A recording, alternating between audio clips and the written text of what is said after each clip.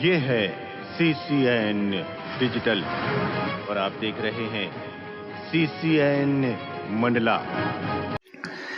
योजना भवन में फोटोयुक्त मतदाता नामावली का विशेष संक्षिप्त पुनर्निरीक्षण कार्यक्रम 2024 के तहत जिला स्तरीय स्टैंडिंग कमेटी की बैठक एवं प्रेस कॉन्फ्रेंस आयोजित की गई।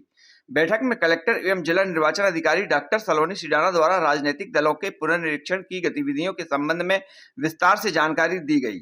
इस अवसर पर अपर कलेक्टर एवं उप जिला निर्वाचन अधिकारी राजेंद्र कुमार सिंह, संयुक्त कलेक्टर अरविंद कुमार सिंह तथा मान्यता प्राप्त राजनीतिक दलों के प्रतिनिधि तथा पत्रकारगण उपस्थित रहे।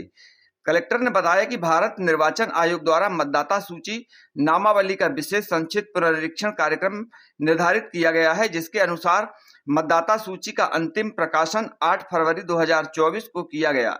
इस दौरान मान्यता प्राप्त राजनीतिक दलों को मतदाता सूची एवं CD का निःशुल्क वितरण भी किया गया। जिले के सभी मतदाता केंद्रों में भी स्थानीय लोगों की उपस्थिति में मतदाता सूची का वाचन किया गया। 40 मतदान केंद्रों पे BLO बूथ लेवल ऑफिसर की नियुक्ति हो चुकी है। मेरा सभी राजनीतिक दलों से, मान्यता प्राप्त राजनीतिक दलों से आग्रह रहेगा कि आप में से जिन्होंने अभी भी अपने BLA बूथ लेवल एजेंट की नियुक्ति नहीं की है, आप जल्द से जल्द अपने BLA बूथ लेवल एजेंट की नियुक्ति करें। आज हम सभी मान्यता प्राप्त राजनीतिक दलों को मतदाता सूची की एक कॉपी उपलब्ध करवा रहे हैं। ये कॉपी हमारे जानकारी के अनुसार बिछिया विकासखंड के ककैया ग्राम पंचायत के वार्ड 17 में द्रौपदी बाई ने चुनाव हलफनामा में फर्जी आधार कार्ड एवं नोटरी पेश कर शासन प्रशासन के साथ धोखाधड़ी की। ग्राम पंचायत ककैया के वार्ड क्रमांक 17 जो कि आरक्षित ST सीट है, लेकिन वर्तमान जानकारी के अनुसार जिस सीट पर आरक्षित पंच होना चाहिए था, उस सीट पर शासन प्रशासन के साथ धोखा कर पंच द्रौपदी बाई, जो कि अपने चुनावी हलफनामा में फर्जी दस्तावेज कर पंच पद पर पदस्थ हो गई हैं। लेकिन वर्तमान जानकारी के अनुसार द्रौपदी बाई नंदा OBC वर्ग से आती हैं, जिससे सत्यापित होता है कि द्रौपदी बाई के द्वारा पेश की गई चुनावी हलफनामा फर्जी जानकारी देकर शासन प्रशासन को गुमराह कर पंच पद पर पदस्थ हैं, जिस पर कार्रवाई भी जारी है।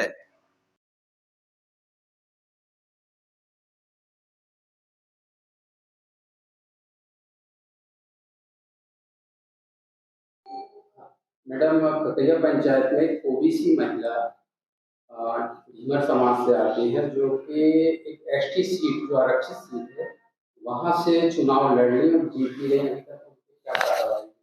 ये हमारे संज्ञान में आया था, तो हमने इस पे जांच बिठाई है और इसमें हमने नायब तहसीलदार अंजनिया, CO जनपद बिछिया और अन्य अधिकारियों की एक टीम गठित करी थी, क्योंकि ये बहुत ही एक सीरियस मैटर है। जो चुनाव हैं वो बहुत ही एक पवित्र, बहुत ही प्योर प्रोसेस होते हैं। यदि ऐसे अगर गलत तरीके से कोई किसी पद पे आया है तो उस पे उचित कार्रवाई होगी। जो पंच की सीट पे हैं, वार्ड नंबर 17 से हैं द्रौपदी मरकाम, तो उनके हमने सभी दस्तावेज भी कलेक्ट किए थे, जो हमारी जांच की प्रक्रिया थी, तो उसमें सभी दस्तावेज आए हैं। तो इसमें एक ही मैं टिप्पणी करूंगी कि जो कास्ट सर्टिफिकेट जो हमारा बनता है वो पैट्रीलिनियन होता है। पैट्रीलिनियन मतलब हमारे जो पिता हैं उसके हिसाब से किसी का भी, पुरुष हो महिला हो, उनका caste for the purpose of caste certificate उससे वो माना जाता है। जो द्रौपदी मरकाम है वो उनके पति का कास्ट मरकाम है, और जो शादी के पहले जो उनके फादर का था तो उसके हिसाब से ही उनका भी कास्ट माना जाएगा for the purpose of caste certificate. And हमें तो पता है, जब हम इलेक्शंस कराते हैं तो आरक्षित जो सीट होती है उसमें जो हमारा मेन डॉक्यूमेंट होता है वो यही होता है कि क्या आपके पास जिस आरक्षण के लिए, आरक्षित सीट के लिए आप लड़ना चाह रहे हैं, उस अभ्यर्थी के पास उस कास्ट का सर्टिफिकेट होना चाहिए। जी, और मरकाम के नाम से गलत हलफनामा प्रशासन की दी जी, तो उन्होंने हमारे पास शपथ पत्र भी उन्होंने गलत दिया है, तो उनका जो स्टैम्प एक्ट के तहत जो भी उसमें कार्यवाही होती है वो हम उसमें करेंगे, और वो अभी ऑनगोइंग है। तो एक बार कार्यवाही पूर्ण हो जाती है तो आप लोग को क्लियर पिक्चर मिलेगा। बट इलेक्शन के प्रोसेस में हम लोग कोई भी अनियमितता नहीं करेंगे, और यदि ऐसा हुआ है पूर्व में तो अब हम, क्योंकि हमारे संज्ञान में आया है, तो हम इसको ज़रूर सही करेंगे। क्या धारा 40 पे कार्रवाई?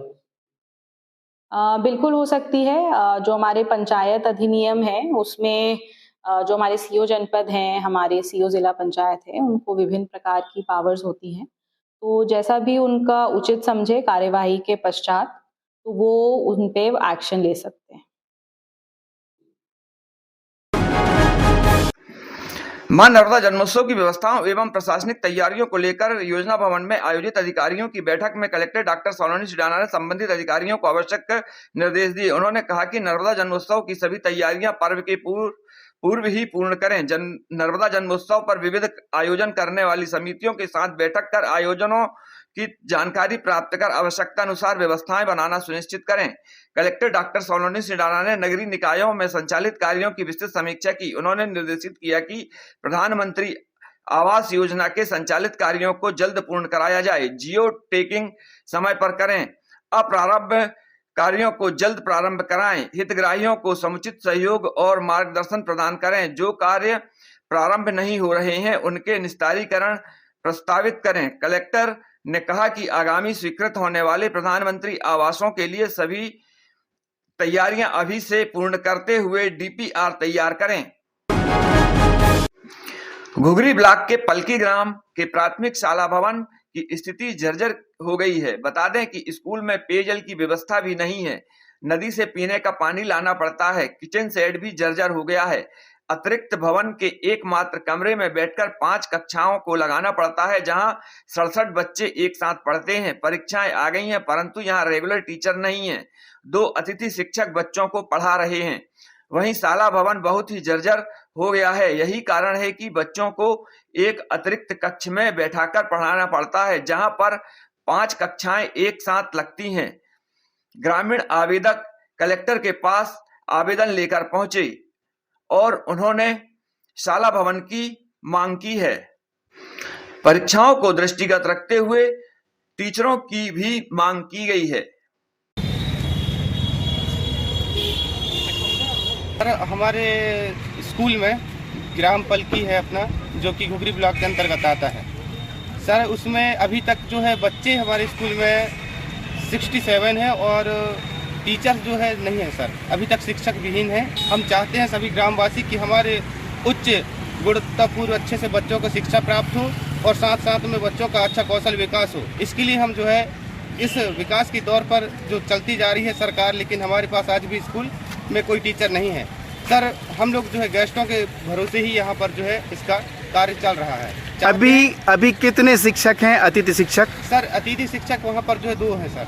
2 कार्यरत अतिथि शिक्षक हैं, जिनके मॉडल जो है अभी कुछ वर्षों से चलाते आया है। ये नियमित शिक्षक कितने साल से नहीं है?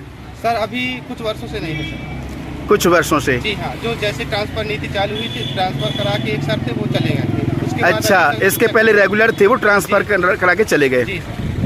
आप लोग कार्यवाही कहाँ किए हो? सर हम लोगों ने जो शिक्षक की मांग जो है अभी तक शिक्षा अधिकारियों से कहा था 1-2 बार सके। क्या स्कूल की बिल्डिंग है सही? सर जर्जरा है, पूरा टूटा हुआ है सर। उसमें स्कूल नहीं लगती। अतिरिक्त कक्ष जो है उसी में कक्षाएं संचालित हो रही हैं अभी। आज तक के लिए जो वहाँ पर रसोई कक्ष बने ही नहीं है। शौचालय वगैरह? शौचालय है, सुलभ शौचालय 2 है, बालक बालिकाएं, पर सर उसमें रसोई कक्ष नहीं है। कुछ अधूरा अभी बना हुआ है, जो कि हमारे ग्रामवासियों के सहयोग से ही मतलब श्रमदान करके उनको बनाया गया। पानी की समस्या है सर। हमारे मोहल्ले में, टोला में हम सर आज पीएच विभाग में भी जाएंगे, क्योंकि हमें नदियों का पानी लाकर पीना पड़ता है। किसी नदी नाले का पानी को जो है थोड़ा सा टाइम लेकर के उसको लेकर पीना पड़ता है सर। इसके टीम के लिए अगर हमारी बातों में कुछ खराबियां हों तो एक बार सर्च करके इसका टीम का परीक्षण किया जा सकता है।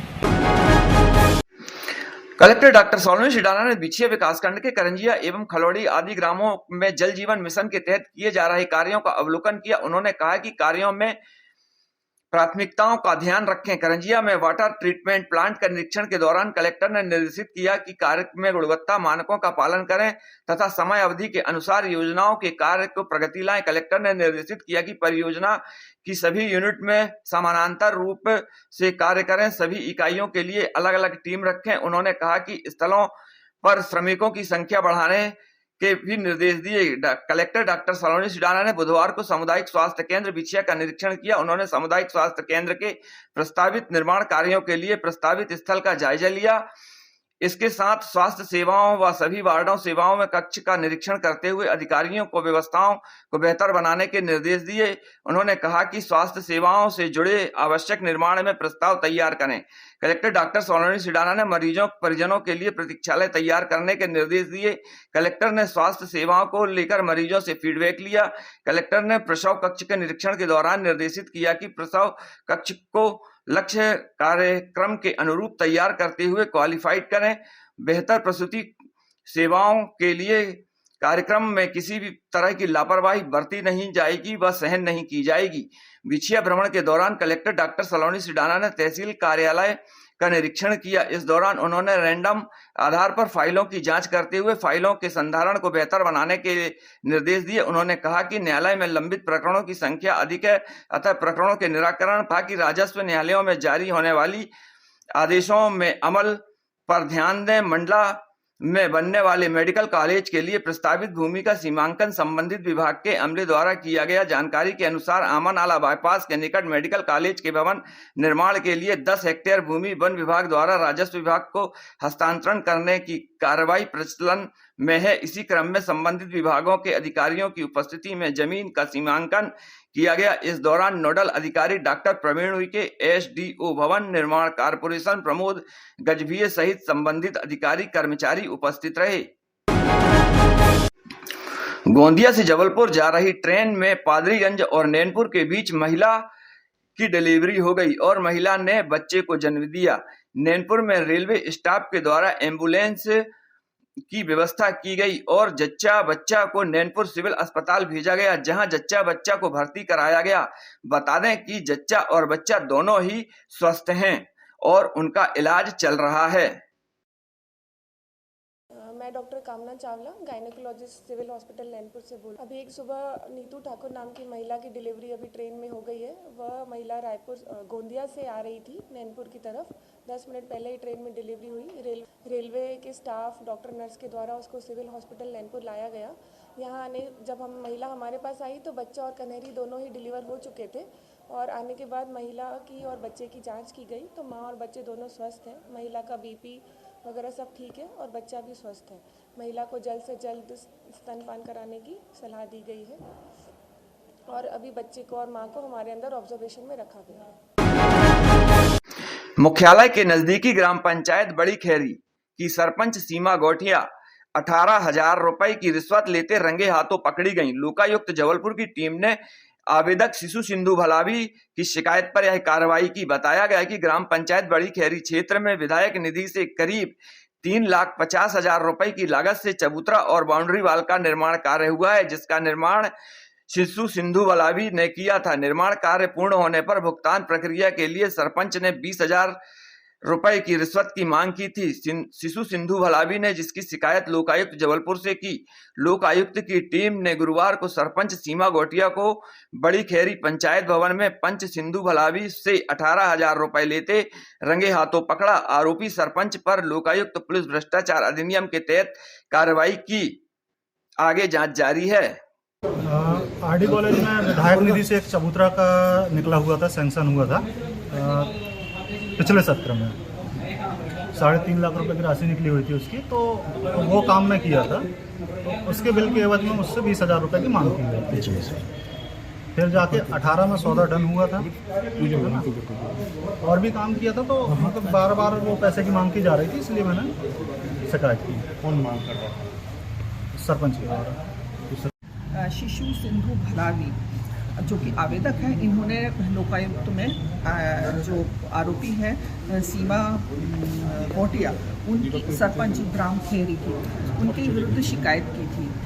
ये भलावी जी गवर्नमेंट ठेकेदार भी हैं, गवर्नमेंट के जितने भी काम हैं वो लेते हैं और उसके इन्होंने अभी कॉलेज में बाउंड्री वॉल और चबूतरा बनवाया है, तो वो विधायक निधि से बनवाया है। तो उसके बिल पास कराने के लिए सरपंच सीमा गौटिया ग्राम खैरी से बातचीत हुई, तो सीमा गौटिया द्वारा 30,000 रुपये की मांग की गई तो फिर बाद में नेगोशिएशन के बाद वो 18,000 रुपये मान गए।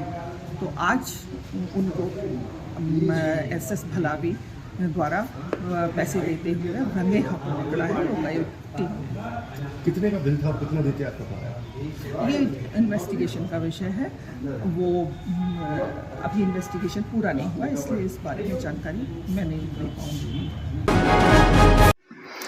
वैश्य महासम्मेलन मंडला इकाई के द्वारा जिला अस्पताल स्थित ब्लड बैंक में रक्तदान किया गया, जहां जिले भर के वैश्य महासभा के महिला पुरुष पदाधिकारी सदस्य उपस्थित होकर रक्त के नमूने की जांच के बाद रक्तदान किया। वैश्य महासभा के बुजुर्गों के मार्गदर्शन में बड़ी संख्या में युवा महिला पुरुषों ने उत्साह के साथ रक्तदान किया। बताया गया कि ऐसे गरीब व जरूरतमंद मरीज होते हैं जिन्हें समय पर उनके समूह का रक्त नहीं मिल पाता है। ऐसे भी लोग होते हैं जो समय पर अपने परिजन मरीज के लिए रक्त खरीद नहीं पाते हैं। ऐसे ही जरूरतमंद व गरीब मरीजों के लिए वैश्य महासभा के युवा सदस्यों ने बढ़ चढ़कर रक्तदान में भाग लिया। ब्लड बैंक में अलग अलग समूह का रक्त संग्रहित हुआ, जो गरीब जरूरतमंद मरीजों को निःशुल्क प्राप्त होगा। गरीब व जरूरतमंद मरीजों का आशीर्वाद मिलेगा और वैश्य महासभा के इस संगठन को मजबूती मिलेगी। सबसे पहले परिचय जानना चाहेंगे। मैं श्री राम जी अग्रवाल, वैश्य महासम्मेलन मध्य प्रदेश का प्रदेश कार्यकारिणी का सदस्य हूँ। पिछले 20 वर्षों से इस वैश्य महासम्मेलन में कार्य कर रहा हूँ। पहले जबलपुर संभाग का मैं अध्यक्ष रहा, जिसमें मेरे पास 6 जिले थे, अब हो गए 4 जिले। तो जितना भी विस्तार ये वैश्य महासम्मेलन का आज रक्तदान शिविर जो है पूरे प्रदेश में हर जिले में और बहुत सी तहसीलों में युवा इकाई और मेन इकाई के द्वारा किया जा रहा है। मध्य प्रदेश के संस्थापक आदरणीय नारायण प्रसाद जी गुप्ता, जिनको कि हम नाना जी के नाम से जानते हैं, जिन्होंने मध्य प्रदेश में वैश्य महासम्मेलन का विस्तार किया, उनकी पुण्यतिथि पर हम लोग ये जो है रक्तदान शिविर का आयोजन करते हैं। सबसे पहले मैं सौमिल लावत, वैश्य महासम्मेलन अध्यक्ष युवा इकाई में पदस्थ हूँ। क्या संदेश देंगे आप? मैं यही संदेश देना चाहता हूँ कि चीज़ें देने से बढ़ती हैं और खुशियाँ बांटने से बढ़ती हैं। तो जिस तरीके से आज हम यहाँ पर नाना जी की पुण्य स्मृति में रक्तदान का कार्यक्रम करवा रहे हैं और हमारे पूरे जिले के सभी लोग, सभी सदस्य हैं जो बिछिया से आए हुए हैं, नैनपुर से हैं, नारायणगंज से हैं और बढ़ चढ़ के सभी लोगों ने भाग लिया है। उसी तरीके से लोग बढ़ चढ़ के इस कार्यक्रम में भाग लें और लोगों को जीने का तरीका सिखाएं। मैं वैश्य समाज महिला इकाई की जिला अध्यक्ष अनीता गोयल हूँ और आज जो हम लोगों ने रक्तदान शिविर रखा है वो इस उद्देश्य से रखा है कि हमारे द्वारा जो भी समाज में कार्य होते हैं उसमें हम समय समय पर सहयोग करते हैं। तो ये जो रक्तदान शिविर लगा है इसमें भी सहयोग करना हमारा परम कर्तव्य है। इससे जिस किसी की भी रगों में हमारे द्वारा रक्तदान किया हुआ रक्त अगर बहता है तो वह एक पुण्य कार्य कहलाता है।